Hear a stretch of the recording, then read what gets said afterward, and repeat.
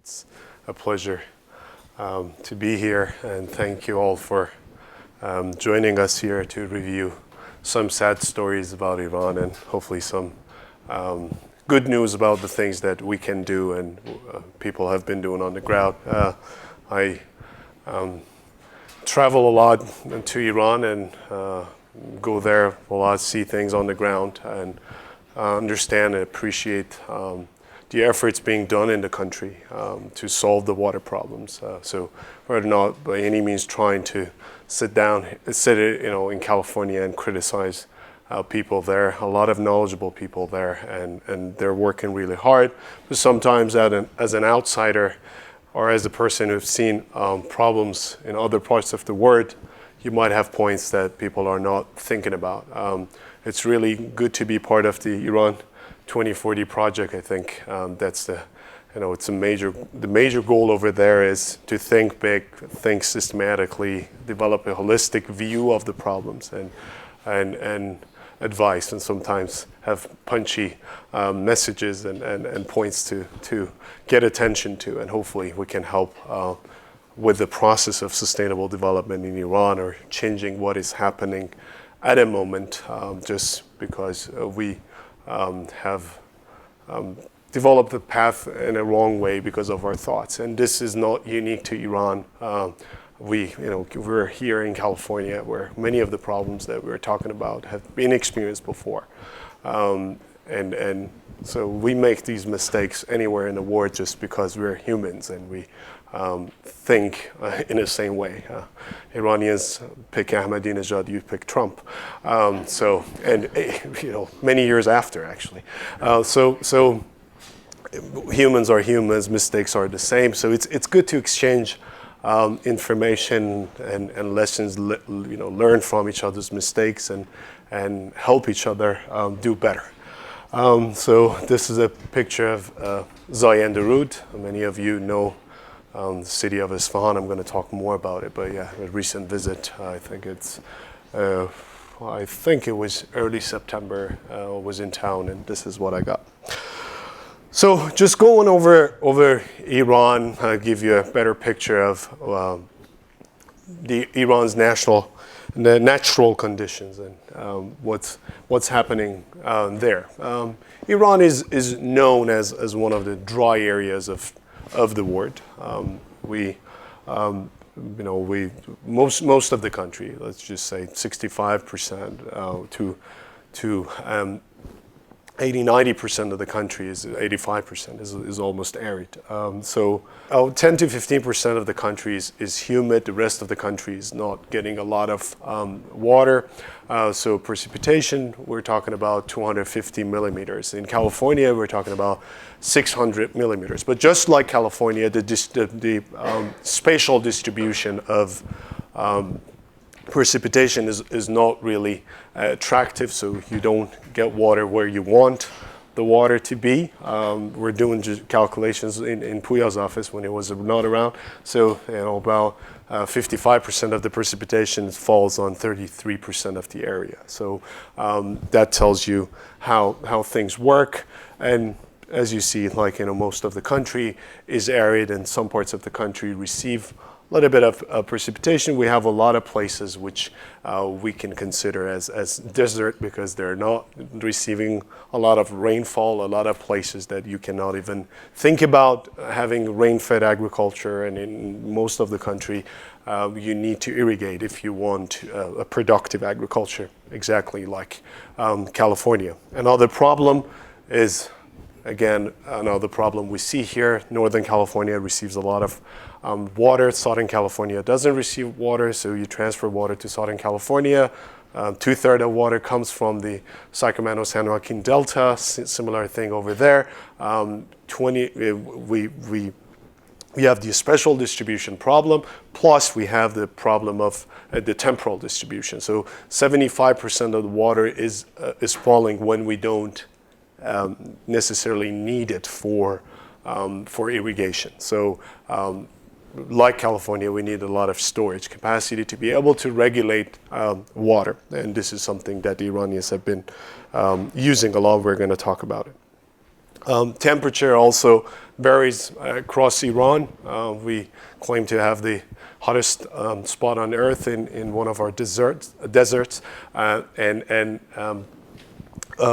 we also have a lot of other places with pleasant temperature. We say that we have a four-season country. You can go across the country and pick and select and choose the temperature you like.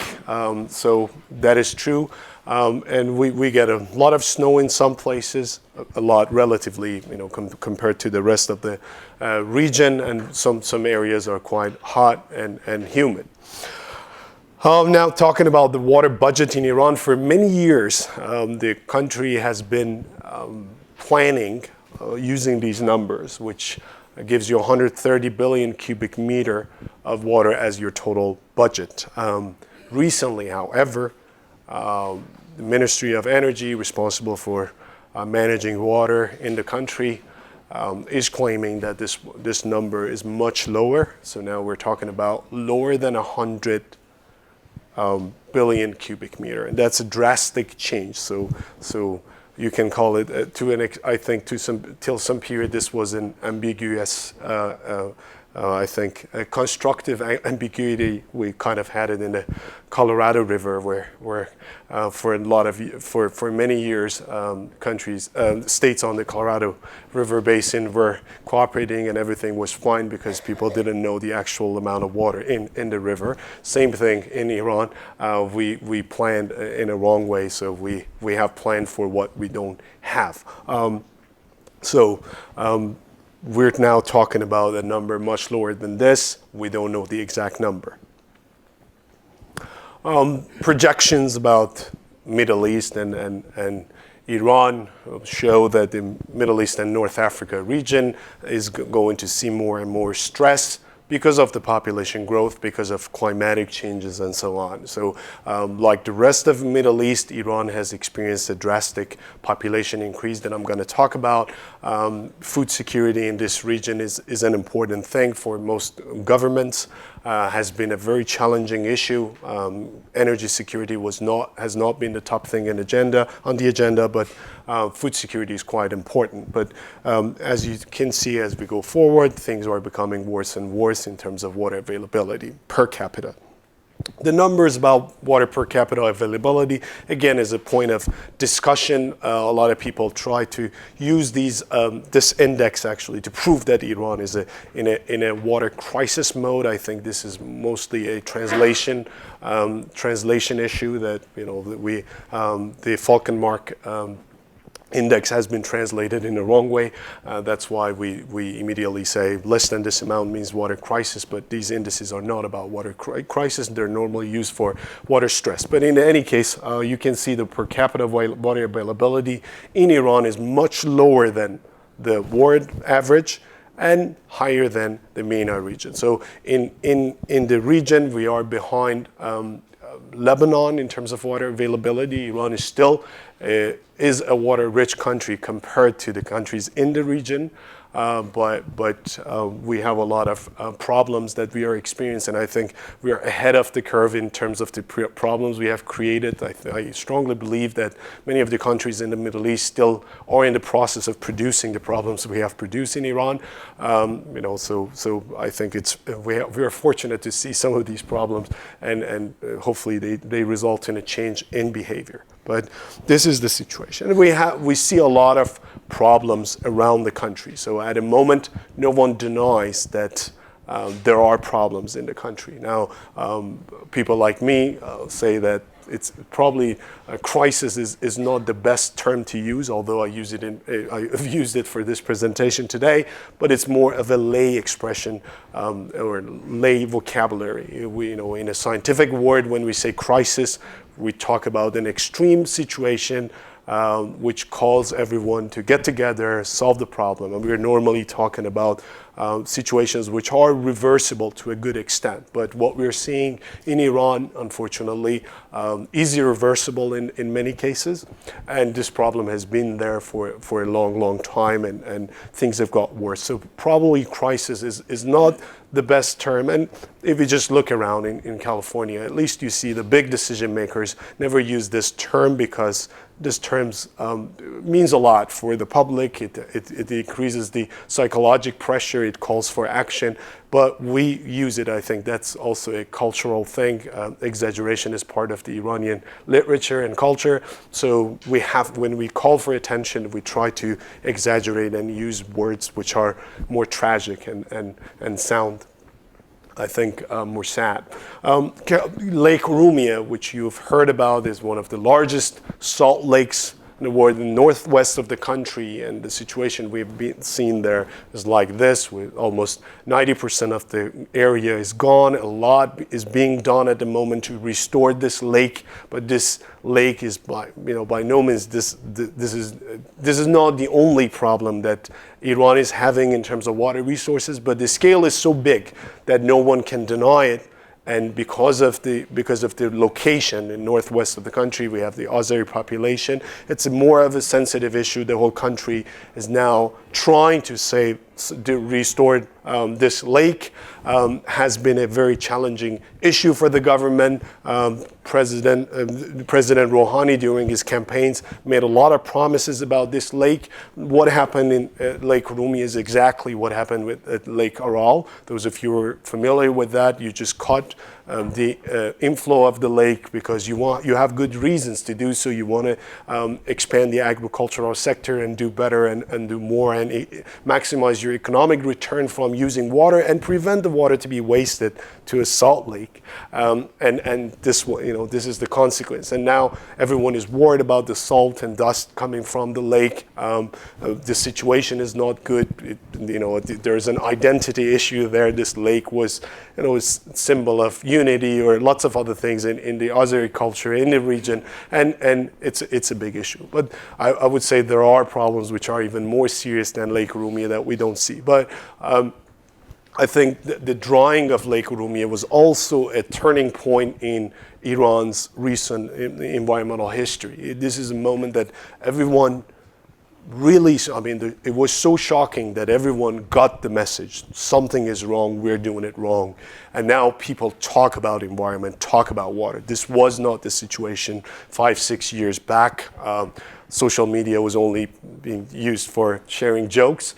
Now we're making fun of different people and decision makers, but this has now changed. We talk about environment, we talk about water. People still don't know, they're confused, they don't know what needs to be done. A lot of junk is out there, there's a lot of garbage in terms of news and the science being produced on social media, like the stuff we saw in a recent course of election in the United States, but still the situation is better. Environment is now, I think, people respect it as a right, and it's kind of a safe zone. So people can talk about environment. They do not necessarily get into trouble for talking about it, and that's also a little problematic. But because whoever is unhappy with politics, economics, international relations, and so on, talks about environment, and that's bad too, because you want the experts to talk about this. But this is Lake Urumia.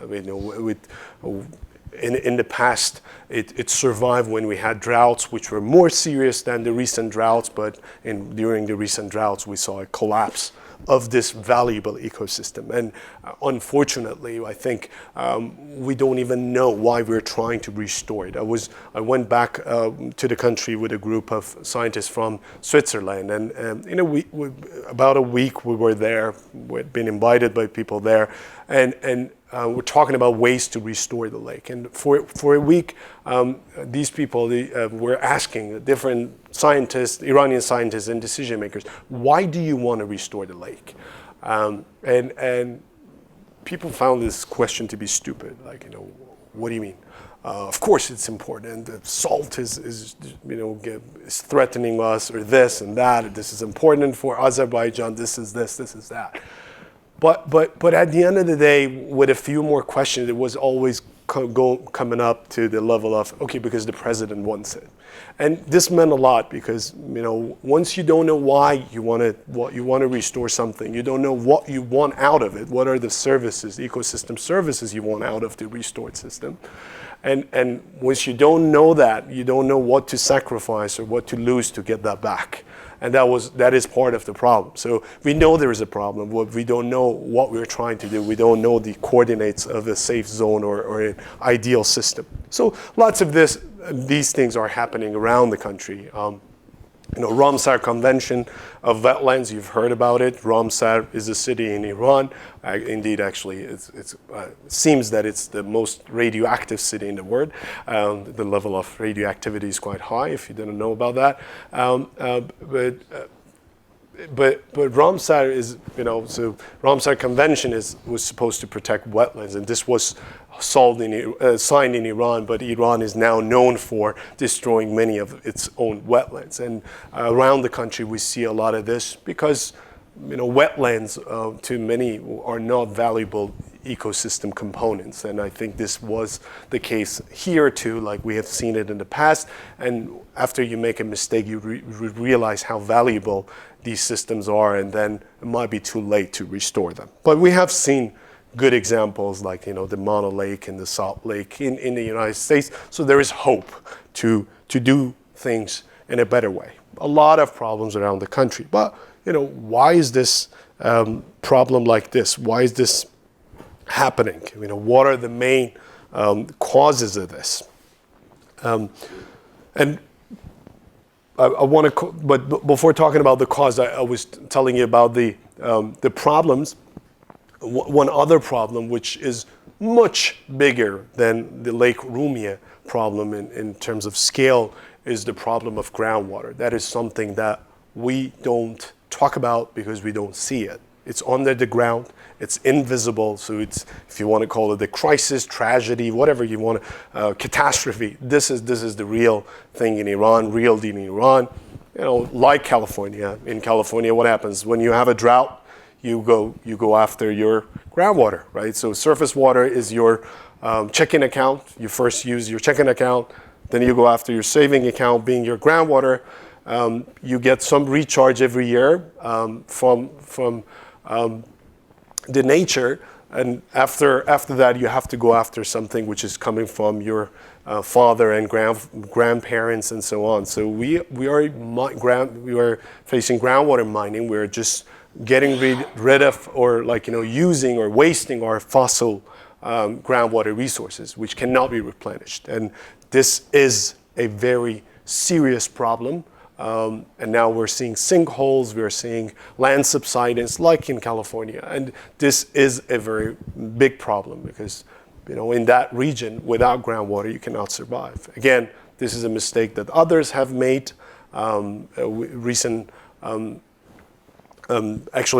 Recent study in California shows that California is also a problematic zone when it comes to groundwater.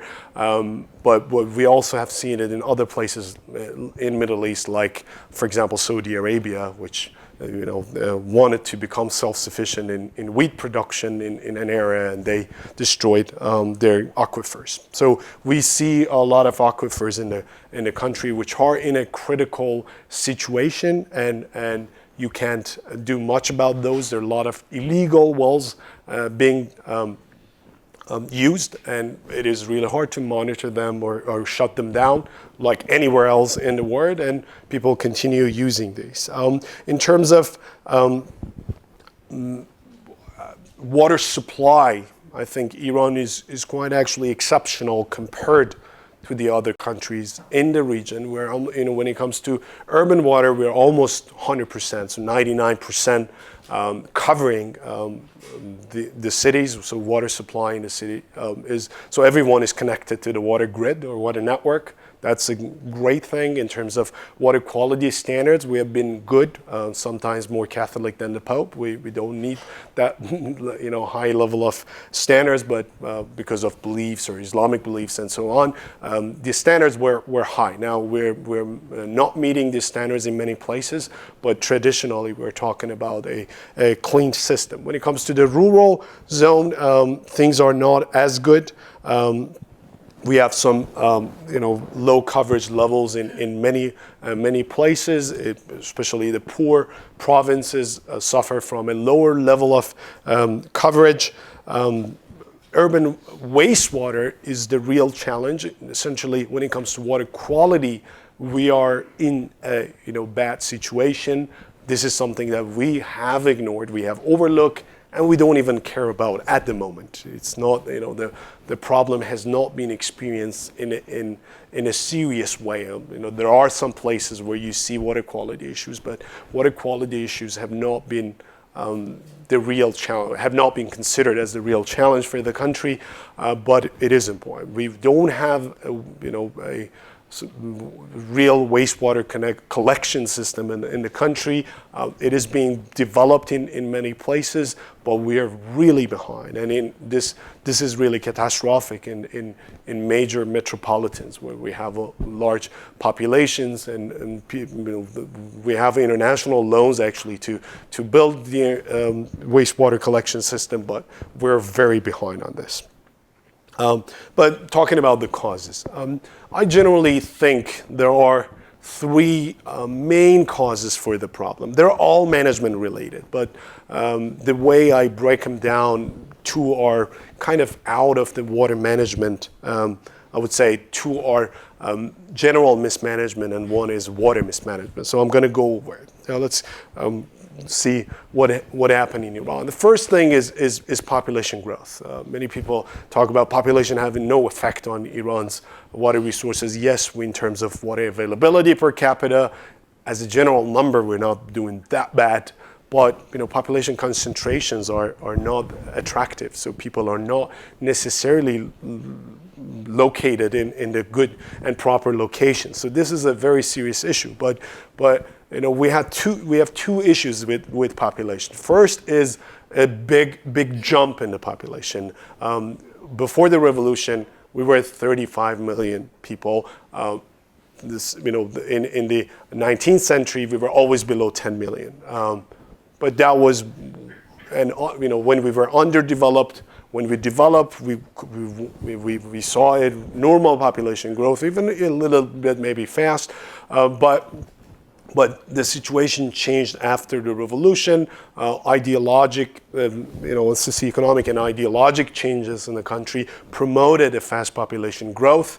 I belong to the generation, we're born after the revolution. We started with milk crisis when we were infants, and then school crisis. There was no enough capacity for us at schools. They had to expand the school capacity. They had to train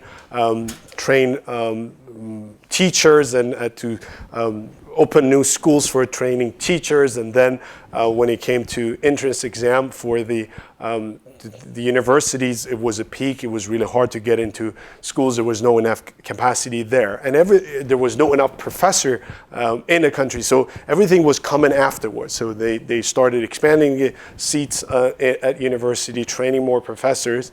And right now we have a challenge of filling up those universities and we don't have enough students. But the problem continued for our generation. What was the problem? There was no job. So we all had to get PhDs and continue studying and go on and on and on because there was no job. And a lot of us migrated because there was no job and we studied. They count us as brain drained, but the reality is different. And then also the issue of marriage. So the population distribution is not in a normal way. Women tend to marry older men. There were not enough older men for the women of my generation, and a lot of issues there. And people get married late, and those who get married are not willing to have children. for many reasons, including the socioeconomic reasons, but also the education and improvement there. So a few years back, if you were looking at a chart like this, we're talking about 2025 being 100 million. So in all government documents, you could see those projections, but that's not there anymore because we cannot get there. Right now, we're talking about so about 78 million people in Iran, so the current population, but the census is happening right now. We might see different numbers. The government is now worried about the age distribution, which is a valid concern. We're kind of seeing the problem we saw in China. Our generation doesn't have backup generation, so we don't know where we're going to end. Nurseries probably, but in general, we need a workforce and all sorts of things. So the government is promoting population growth. They're even cutting any sort of financial aid to birth control and the programs like that in the country for valid concerns. But there's also a big voice out there saying that we don't have enough water because of course, when you have a population growth, water availability per capita drops, but also other resources. And if you consider the fact that these people live in places where are much more attractive, there are more jobs, and the economic situation are better, then you see how serious the problem is. We're right now talking about 70% urban population in Iran. That's quite big. Of course, it's a sign of improvement and development, but the issue is when you look at the number more closely, you realize that most of these people are living in like 5 or 6 metropolitans. And that's scary because we have a number of very large cities, but we don't have small cities. That's not good. People are migrating towards centers of centers with job opportunities and so on, and that makes things more challenging because in management sciences we say success to the successful. Once you have a growing region, you try to allocate more resources to that region becomes stronger and stronger, you keep allocating more to it. And then you're in a trap because you cannot then move out these people. So recent few days, if you've been following the news, in the big cities, we're having real air quality issues. We've shut down the schools. The solution on paper is easy. We need less cars in the street. We need less population in these cities, but you can't really do anything about it. So population growth, the rapid population growth, and the spatial distribution of the population is one of the major causes of the situation. I don't think we would have to worry much about the population growth in the next decades, even though the government is trying to promote that idea. I don't think we see a rapid population growth, but we should really worry about the urbanization rate and the type of urbanization we're seeing. Now, second cause. What is the second cause of the problem? I think inefficient agriculture is one of the serious problems of Iran. Yes, we need food. Yes, we have to produce food. Yes, we have to worry about food security like any other nation in that region. What makes Middle East quite unique? A lot of energy resources, but a lot of unhappy people with international relations, but a lot of noise-making people and troublemakers because they have energy resources. A lot of instability in the region, which makes governments quite worried about food availability and food security. And this is not unique to the Islamic Republic or other governments in the region. If you see like interviews of the Shah of Iran before the revolution, when the oil price went up and the whole world was seeing a major challenge, he's talking about in answer to questions about the price of oil, he's talking about the price of wheat. So this has been a major issue for Iran. Where do we get our food from? And if we go under sanctions, if we're under war, what do we do with our food? And this is the same problem in other places. Like you see the last years of Saddam Hussein, we were talking about trading food with oil, right? So it is a valid concern. So governments over there want to produce their own food. But What is the consequence? Have we got food security have we understood it in a right way?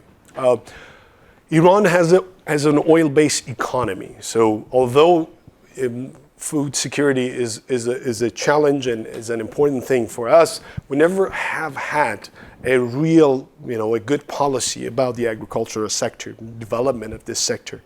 We have always been worried about the people in this sector being poor, needing more help. So we have developed a lot of populist policies, have tried to take actions to support them, give them more subsidies, help them more. And the situation has become worse and worse in this sector. Indeed, those who we have been trying to protect actually are in a worse situation right now. The average age of population in the sector is quite high. They want their children to be farmers. They want them to move out of these places, go to cities and do things differently. In the past, we were talking about 33% of the GDP coming from this sector. Now we're talking about around 10% or 13% or even lower. So it is not playing a major role in our economy. Again, let's not get fooled by numbers. In California, we're talking about 2% of GDP coming from the agricultural sector. But you have a strong service sector and industry sector that we don't have. So the problem is also very much related to jobs available in this sector.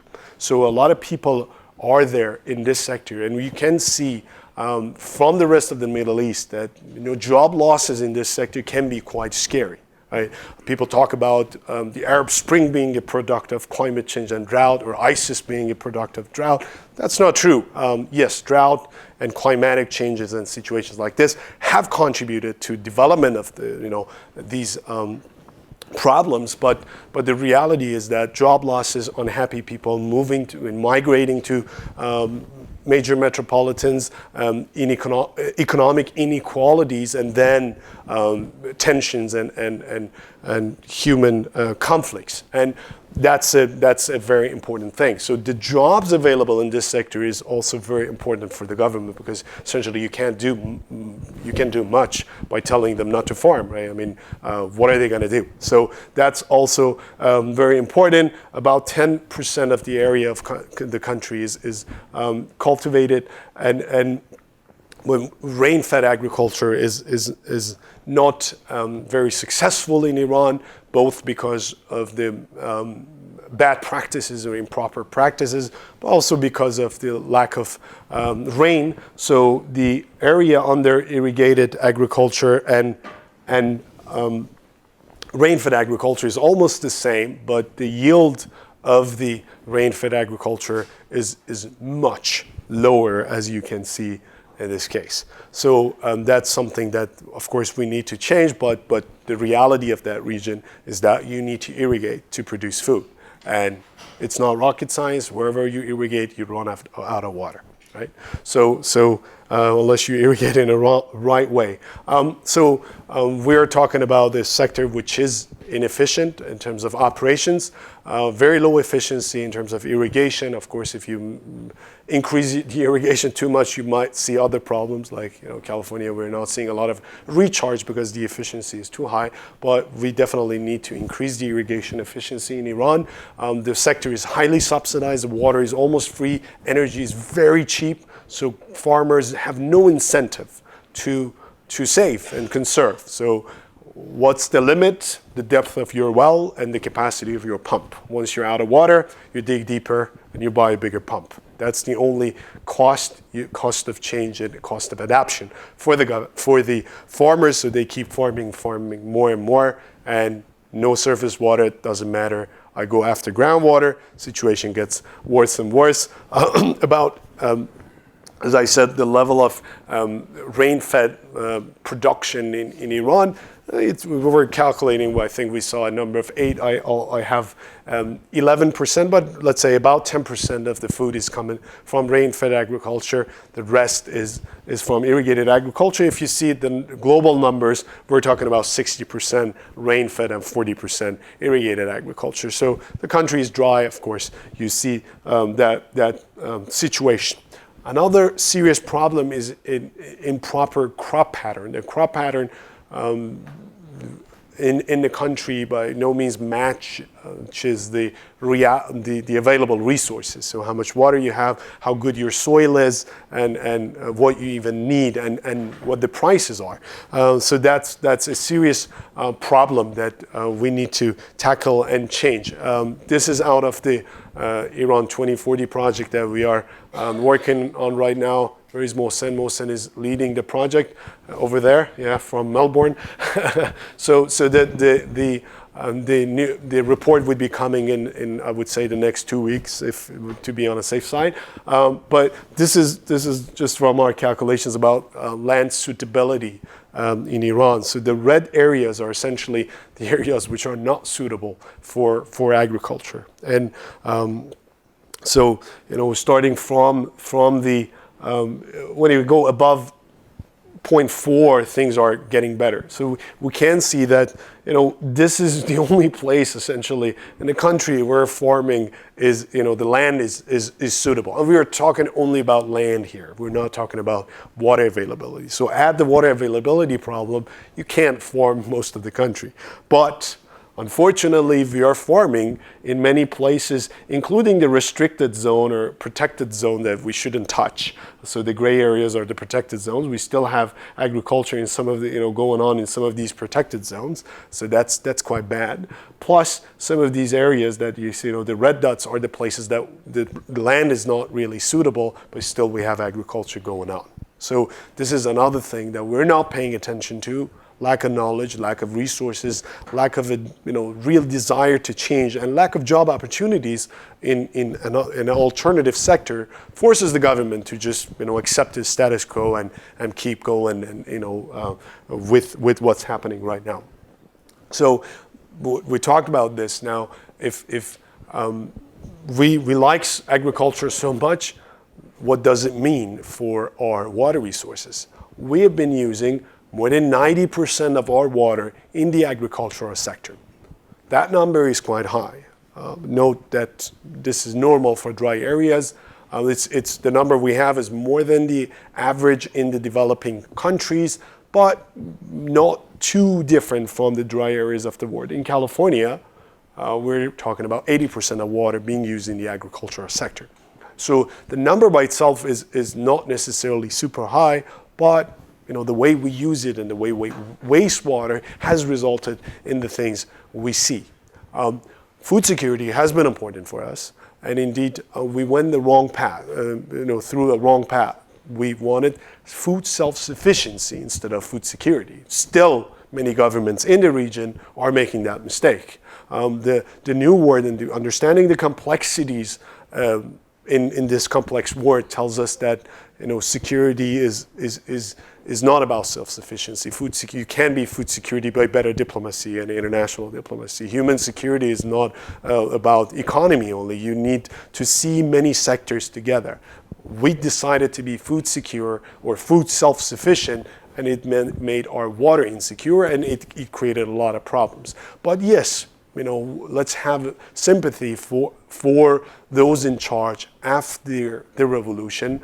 We had a war, 8 years of war with Iraq, when almost the whole world was against, fighting against Iran. And so food security was a major issue. And we were under sanctions. Last years of sanctions, food was an issue for the country. So that conspiracy is hard to get rid of, because the recent history is telling us that sector is important. So those in charge have a hard time drawing a line between, okay, how can I become secure versus should I be self-sufficient?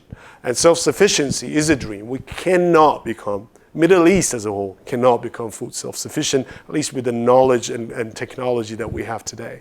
But the dream is always there, right? We want to become self-sufficient. But this is a bad thing. And how can we see a growth? Now, if we give some economic spice to this, how can I make my country improve?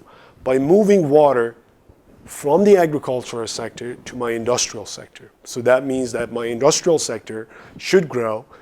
Industrial sector is the sector where the economic return of water is higher. So by this transfer, I can make things better. We cannot transfer more water to our domestic sector. The domestic sector is already big, comparable to the size of domestic sectors elsewhere. What we need is a growth in the industrial sector. Not only it increases the economic return of water, but also it creates jobs for the population who are now active in the agricultural sector, which is super unproductive. It's not good for the people. It's not good for the economy of the country. Looking at the numbers in a different way, if you don't like percentages, this is how the distribution is. Again, 85 billion cubic meter of water going to the agricultural sector. Most of the water is coming from groundwater under the ground. And yes, we are using our mines, and we are water bankrupt in Iran. The bankruptcy is a problem that the president-elect is quite familiar with. So Iran is experiencing this problem in the water sector.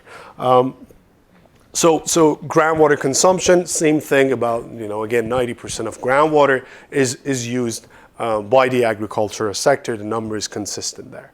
So inefficient agricultural sector, which is not economic. We don't have a water market. A lot of people are trying to set up a water market, change the pricing schemes and so on, but it's really hard to change the price in a meaningful way so it changes behavior. And the political cost of changes in the agricultural sector is always high, no matter where in the world you are.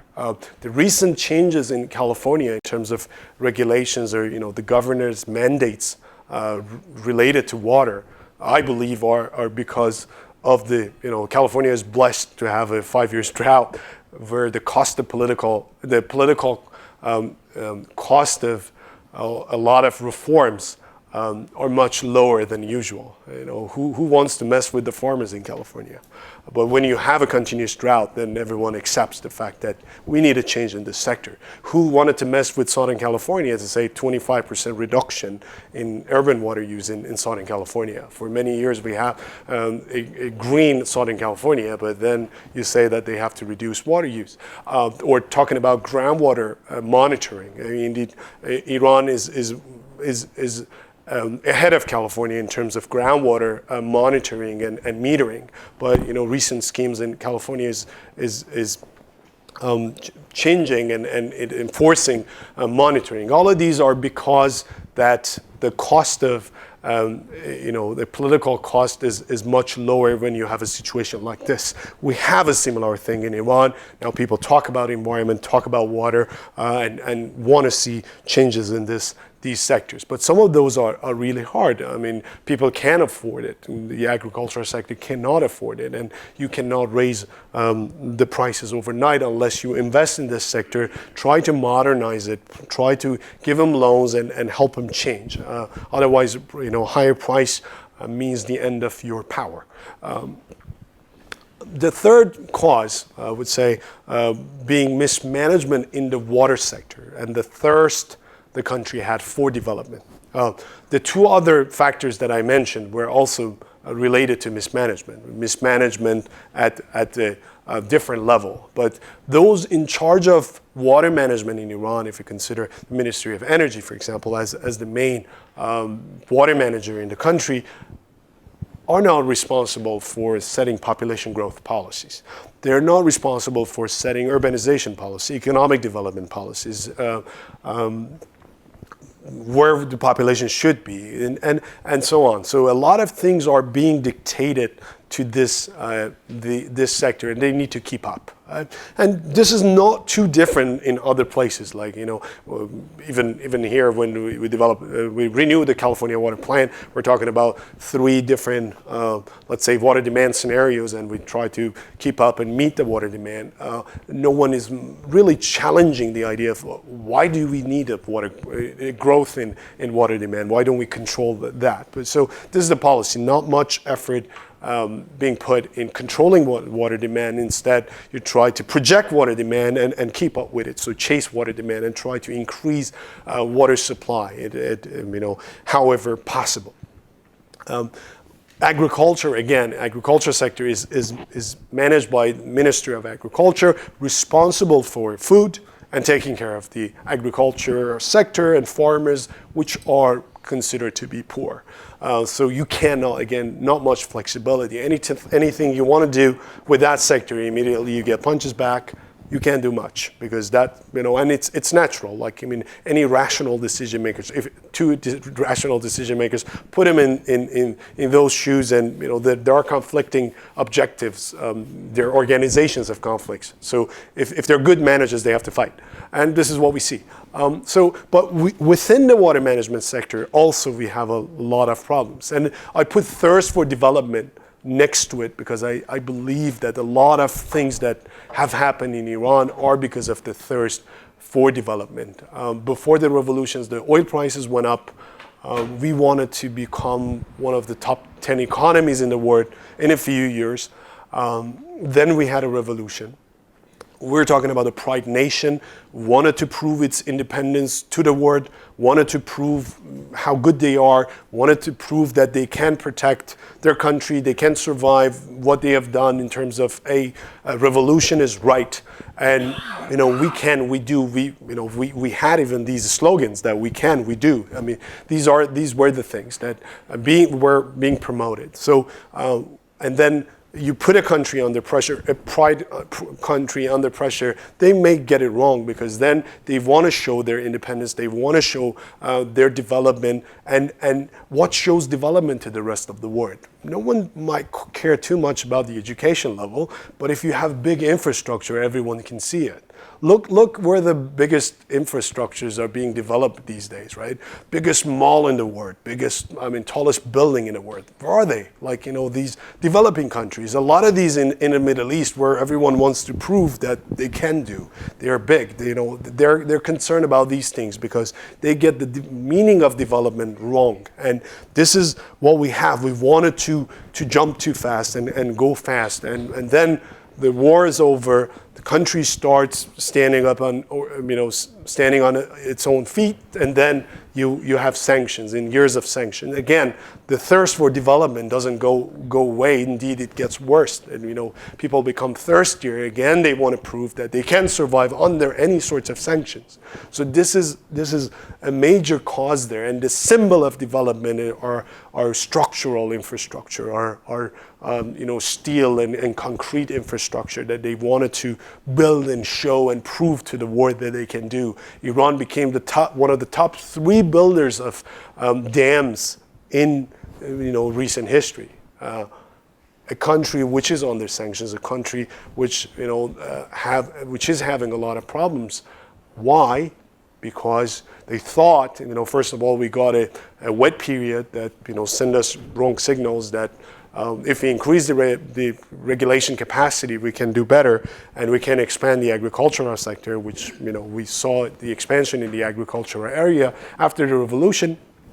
But yeah, the solution is there. There is an engineering solution to the problem. And look at the West. They have done it. We have to do it. United States, major dam builder in the world. So we have to do it, and we have to develop it. These are the dams we built in the country during that, in recent period, and some of them we also have under construction dams, which are now being challenged kind of like, by the public and by many experts. But still the idea is there that this was a good thing. And we built a lot of these dams without real environmental impact assessments.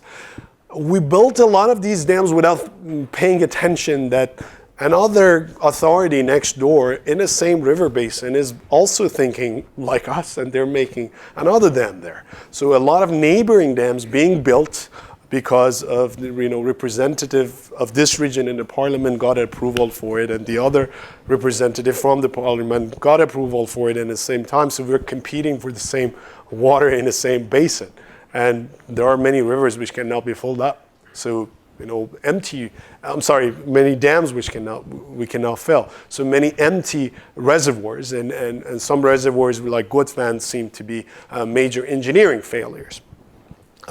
Still, The idea is there.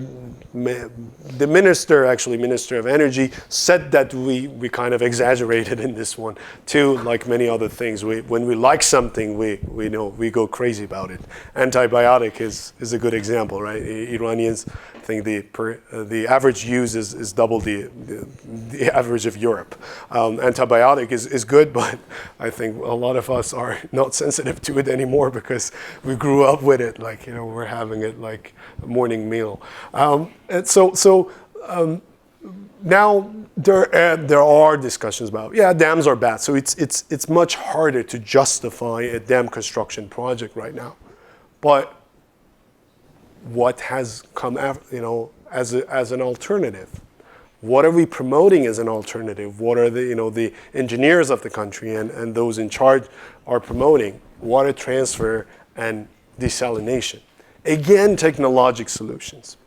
So why do we need to desalinate? Oh, because all the Arab nations by the Persian Gulf are doing so. I mean, they don't have water. Because Californians are doing it. But they made a mistake. Australians did it. But they made a mistake. I mean, they thought the drought was the new norm. So in some cases, yes, we need them. They can become handy, but they might be like after you conserve and recycle, they might be the third priority. It might be good to have them as part of the infrastructure, but they're not so you just let your demand grow unchecked, and then you try to keep up with it. This is a wrong thing. I mean, understand it. Australia has done great in terms of water management, but we're talking about water price, the cost of water being high because of some of those desalination plants, which were built during the millennium drought when people thought that drought was the new norm. And this is the belief you're having, because someone has said somewhere that NASA has said that Iran would be dry for the next 30 years, and no one has verified that. And if NASA had that capacity, they would have done it for California. But NASA is respected in the country, so if they say something, so people think this is the new situation, and we're doomed, right? So we need to do something about it, and transfer water from one location to another. Dams are bad because we have seen the effects. We have seen a lot of ecosystem damages. We have seen a lot of problems there. But water transfers are not, because we haven't seen the effects. Although we have seen it actually in central Iran, still people don't get it. Desalination, we still don't know about it, so let's do it. And this is the mentality there. Still, structural development and symbols of development need to be part of the plan. I mean, we're chatting with some other Iranis before the meeting right now that, even if you want to provide a solution, you have to package it in the right way. Still, they think some of these technological elements should be there. They're important. They need to be there. So you cannot go there and say, hey, let's save water by doing this. If I educate people, they use 10% less water. They don't like that solution. But tell them that, I have made this device that you put it on your roof and the rainfall would increase 20%. They definitely buy that solution. Irrigation networks and a lot of agricultural development plans are being implemented, and we're still in the expansion phase despite all the problems, because the two sectors are being managed independently, unfortunately. A lot of these dams were built by justifying the need for energy, clean energy, although these days we know that hydropower is not as clean as we thought before. But still, the energy we get from hydropower is not super high. So it's still less than 10% of the energy supply comes from hydro. So we need nuclear energy. And talking about mismanagement. So a lot of elements, and most of these are because of a lack of comprehensive understanding of the problem, holistic view of the problem. Again, this is not unique to Iran by any means. I mean, we have the same problem elsewhere. Some people are ahead of the curve, some people are behind. So without a comprehensive understanding, of course, you have a disintegrated management. You don't manage your sectors in conjunction. Now, okay, now there are buzzwords like water, food, energy nexus in this country, but looking at the history, we still do not manage these sectors in an integrated way. So same thing in other areas in the region. Inefficient management structure, I'm going to talk about corruption and competition and some other problems that we are seeing in the country. Why? I'm talking about disintegrated management and lack of understanding. I mean, this is a standard element, slide I use in any presentation. So I always come up with a story for this graph. That's a good one. But generally, I use this to say, this is our water system, or let's say this is a natural system that we're dealing with. But hey, wait a minute, humans are part of this system. Okay, yes. So this is a social natural system or human nature system that we're dealing with. It's a super complex system. But those of us who are disciplinary people, disciplinary scientists, are standing somewhere there. The experts, good in economy, good in this and good in that. There are some people who claim to be interdisciplinary. Now this is a new norm. You're more attractive to the market if you are an interdisciplinary person. Or are you? Probably somewhere here. I mean, in best case, somewhere here. But still, you're dealing with a system this complex. This is true always. So it was true in the past, it is true in the future, because we always do not have enough information about the system we are dealing with. As we go forward, we realize that the system is more complex than we thought, and we don't have enough data, we don't understand the system well. We have Avicenna, Iranian Avicenna. What did he say? He said, as I know more, as I learn more, I realize that I don't know, more. So I know less. So this is the situation. As we go forward, we should lose our arrogance. Another problem we are having in Iran is that everything is deterministic. People think that they know everything, they know the solution. And again, this was a problem here as well. But these are multiple systems interacting. You make a change in population, you see a result 20 years later somewhere else. You make a change in a policy related to food imports or exports, you might see effect on economy or another sector, and these are the things we see a lot, right? I mean, we make a decision about producing gasoline at home and having our own refineries, then we create a lot of health problems for people 10 years later or 5 years later. So a lot of these things are connected, and unless you understand these connections, you cannot manage them. But the problem is that you never understand these systems. So what is the solution? Slow down. I mean, don't repeat what others do just because they're ahead of you in terms of their economic development. Why not learning from others' mistakes? Why not learning from the mistakes that California has made? Why do you want to reproduce all the problems they've had? It's not unique to Iran. See the problems we have with global climate change negotiations. What is the position of the developing countries? Hey, you guys have done it. Now it's our turn to develop. You tell us what not to do. We want to reproduce all the problems you've had. So why do we want to go that route? But I insist on the fact that these are problems everywhere because humans are humans, experts are experts. So Aral Sea, we reproduce it at home as Urumia Lake, but we also had it here. Mono Lake, Salt Lake. So lots of problems like this. River channelization in the United States, right? Let's get rid of the meanders or make the channels help with the navigation and commercialize the rivers and build all these residential places are developed behind levees. And now we have areas which are under serious danger, right?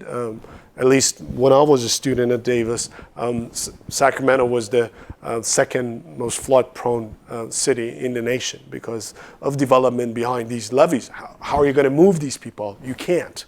So you're stuck with those problems. You can't do much about it. Europeans have been, I think, more successful in river restoration and buying back lands and creating back the meanders. The problems of Los Angeles, Silicon Valley, you develop where there's no water, and then what do? We bring water for it. Once you bring water for these regions, they become more attractive. More people come to these regions. What are you going to do for it? I bring more water. So this problem continues in developing, and we have other issues at home that groundwater, land subsidence, quality, sedimentation, and a lot of lakes and wetlands going dry one after another. I said the city of Isfahan. I mentioned this and I showed you a picture early on. City of Isfahan, former capital of Iran.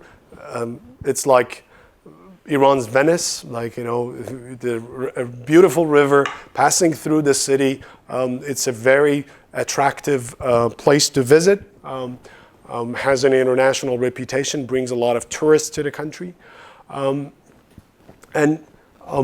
It is a region where it's relatively dry, but it has a high urban population concentration. It is highly industrialized. It has agriculture, although it is dry. People are growing rice over there. There is an important ecosystem there, Gafkhuni Marsh, also a preserved Ramsar wetland.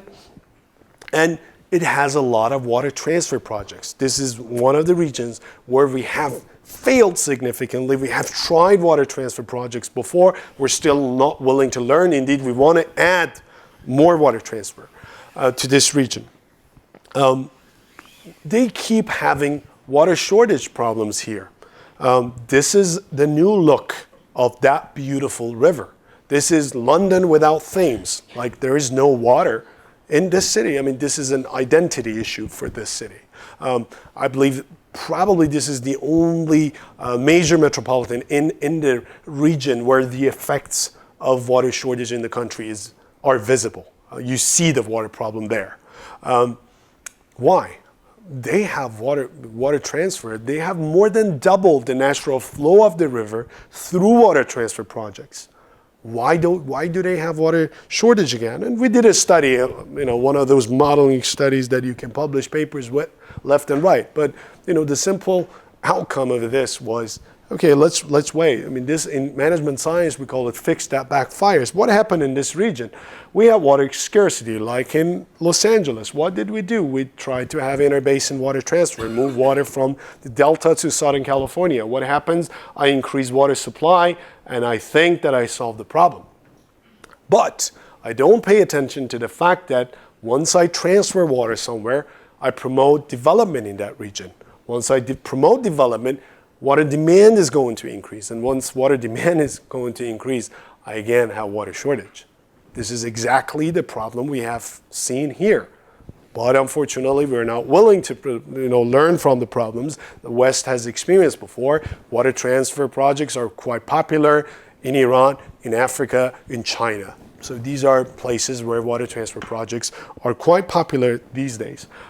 So this is fix that backfire. So I fix the problem symptom rather than fixing the problem cause. And unfortunately, this is what we are heavily focused on in Iran, fixing the problem symptom rather than going after the causes. Why? Because we have no time. It's 4 years. I'm in office. I have to do something about it, and it should be visible. The root causes are really hard and complex to solve. I need a quick solution, and I need to prove that I'm doing something. So what is attractive? Big pipes, big channels, big rivers, desalination plants. What's not attractive? Talking to farmers and convincing them to change their practices, because no one sees that, right? It's not visible, it's distributed.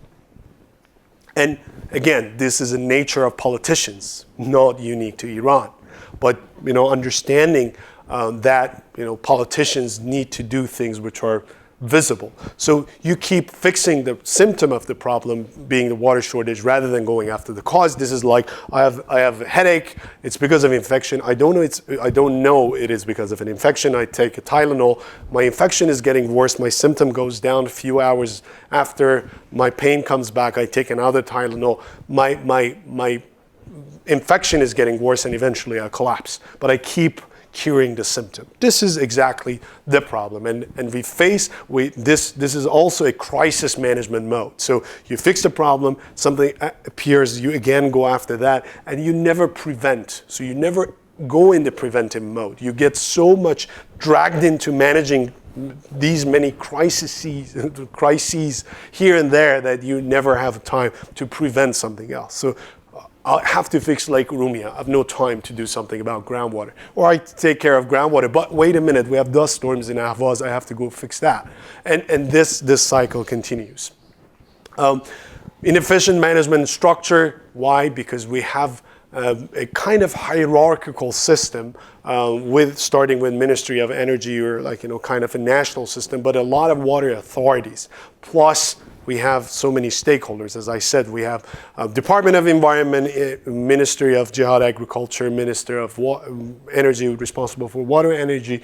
So all of these things. And then we have the issue of water management boundaries not matching the political boundaries. Again, this is not a unique problem to Iran, but we were happy with what we had, and I was always bragging about it, that in Iran, water management boundaries match of water management authorities. But our Donald Trump actually changed that, and he made Ahmadinejad actually changed the water management boundaries authorities to give more power to provinces. So he thought provincial water management would be better, and what we saw is what we see right now is more conflicts because we have transboundary systems. So we have more transboundary systems. Hierarchy in the system, in any system, creates opportunities for misuse and corruption. And again, we're not talking about the ethical issues or anything. It's just once you have a hierarchy, there are, inefficiency in the system goes down because once you make a decision up here, and once it gets there, it is something else. The current structure also causes a lot of competition and conflicts between sectors, between rational decision makers, between provinces which want to take care of their people and they're concerned about their people. So what we see here is what, in 1968, we talked about, Hardin talked about a tragedy of the commons. We have a common resource, common pool resource. Everyone is rational, trying to maximize their short-term benefits. They lose together. Air pollution in cities, aquifers, drying up, and so on. So Hardin actually ended up killing himself, but we have the Nobel laureate Elinor Ostrom actually did her PhD at UCLA, political scientist. She realized that there are cooperative systems in place, and in many places we have those, especially in underdeveloped areas. And interestingly enough, Iran is known for many of these cooperative systems that we had in the past. Historically, a lot of cooperative systems that we had, we're talking about Iranians having, qanats, underground water systems that were there 2,500 years, 3,500 years. I mean, when you have a long history, 1,000 years, doesn't make a difference. But so the exact number is not known. But the cooperative were there. But as we became more developed, when we tried to become more developed, this is what we saw. And indeed, I forgot to mention when one of the problems we had, or a turning point in our history of managing water and agriculture, was the land reforms before the revolution by the Shah of Iran. Again, it could have other benefits, but it's to some extent some populist elements, taking land from the big landowners and passing it to the farmers or those involved in the operation of the lands. Then small farmers who didn't have the capacity to manage, or the economic capacity to handle the situation, and then introduction of new technologies like pumps and deep wells, so created competition between these smaller units that were created, and we lost those cooperative systems. So one thing that we need so bad badly is cooperative system. I didn't talk about climate change. I didn't talk about other things. Yeah, we might have had climate change in some regions, but the anthropogenic effects we've had, or the socioeconomic impacts we have had, are much more stronger than the climatic changes we've had. Climate change in the future, yes, it's going to make the situation hard. We don't know the exact extent. We don't know which parts of Iran will become drier and which parts become wetter. Most projections say that most of Iran would become drier. But these are catalyzers or catalysts of the problem. The real causes are the three causes I named. But yeah, sanctions had effects. They functioned as catalysts. Political instability, and most importantly, economic instability. We did a lot of modeling actually back in California before, showing that when the inflation rate goes higher, farmers' rational decision is to maximize their immediate return. So when you have no hope in the future, you maximize your immediate economic return, and that's bad for environment. And the other issue you have with environment is you create a problem over decades. So that once you see things, problems under your radar, it is too late to do things, and the solutions to problems which were created over decades cannot be immediate. But now, do we have solutions? Because I like others, I just kept nagging and saying that, yeah, everything is bad, bad, dark, dark, dark. No, I mean, yes, we are seeing these problems, but at least it is so important for us that we get here and we get together here and we talk about it. Of course, we are understanding these problems. We're trying to do things about it. Everyone's trying to do things in their own capacity, those outside, those inside, with all understanding all the limitations and sensitivities. If you want to say three, real bullets, short bullets, we need to empower the farmers. We need to change our perspective about the farmers. Farmers are poor, they need help.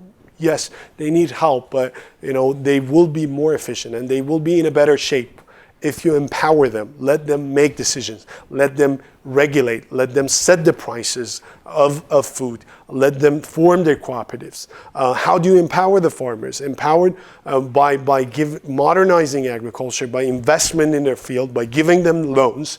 In the meantime, raising the prices to make sure that you have a real market. Raise the price of electricity, raise the price of water, but make sure that you give them the right capacity to be able to cope up with this situation. Then you have empowered farmers. Empowered farmers are creative. Empowered farmers are risk takers. They're willing to change. They're willing to take actions. But right now we're dealing with people who are just trying to survive. Subsistence agriculture is never very efficient, and this is what we don't need in that country. We have to change that. But as I said, we cannot be self-sufficient in food production.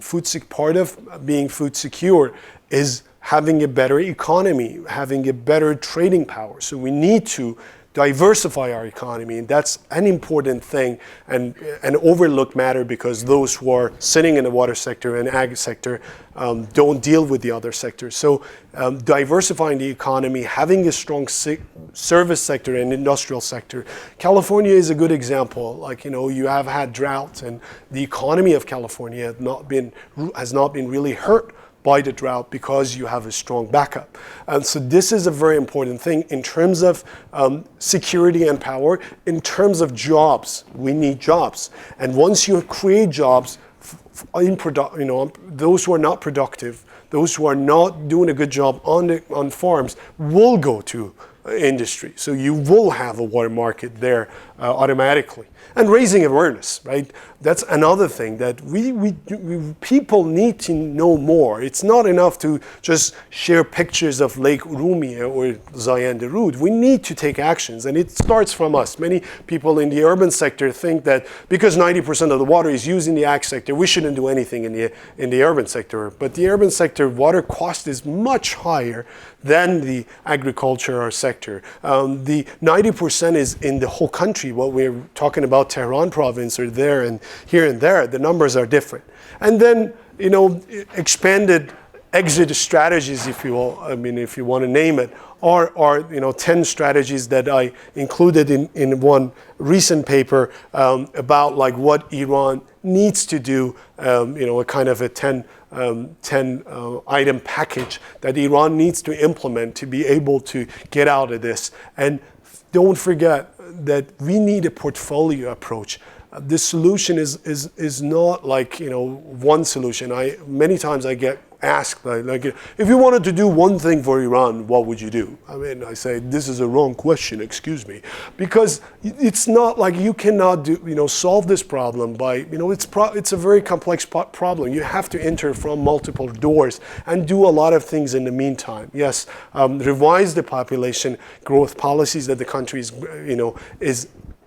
is promoting, but most importantly, pay attention to the land use and the population distribution. Modernize the agricultural sector when you also are raising the prices. Revise the crop pattern. We definitely needs to revise the crop pattern, and I hope Iran 2040 project in a few months would have a report on that. And regional farming cooperatives need to be formed. That's part of the empowerment of farmers, but it increases the food prices. The food prices charged and the food price being charged at the farm level, which right now we have a lot of middlemen who so the farmers don't get paid well, and water markets and environmental accounts would be helpful. We need to get into the proactive mode. We cannot, it's not sustainable to be in a reactive mode and wait for a problem to appear and then fix that and go to the next problem. But we see it here. I mean, California, we're either talking about droughts and floods and hopefully not a lot about earthquakes, but we switch from one crisis to another and one extreme to another. And we need to really educate people and do things differently. NGOs are being formed in Iran. They get more and more active. A lot of environmental NGOs, but a lot of them don't really, have the science, or they don't know what to do. So a lot of people are confused about the solutions. What can they do? What can I do as a Tehrani living in Tehran? How can I help with the problem? We need science there. So we have an upcoming paper in Journal of Iranian Studies. I think it says, December 16 is the date of the paper going online. It's about a country being in a socioeconomic drought and being water bankrupt. A paper I wrote in 2014 about water management in Iran. Kind of describing the problem and what needs to be done. Our upcoming report on land evaluation for agriculture in Iran, what's happening on the ground. A lot of people believe that what Iran needs more than the rockets, science and the magical solution is understanding the status quo, accounting, understanding what's going on and monitoring. And Iran 2040 is kind of pursuing that. And a recent documentary was made about Iran's water crisis by Al Jazeera, and it was out last week. If you want to have a better sense of what's happening, I think it's good to have a look at it. And I'm happy to take questions.